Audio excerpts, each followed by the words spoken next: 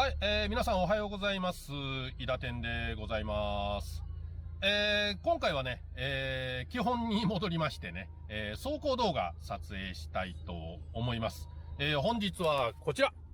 2025年1月の8日水曜日です。お時間は朝9時6分となっております。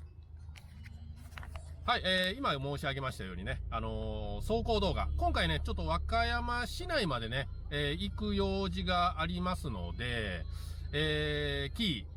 田辺インターから和歌山インターまで、撮影できたらなと思います。まあ、道中長いんでね、まあ、倍速の公開になると思いますんでね、船用意する方はお気をつけください。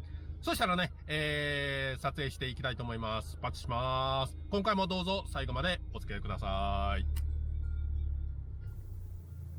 ゆらゆら繰り返さ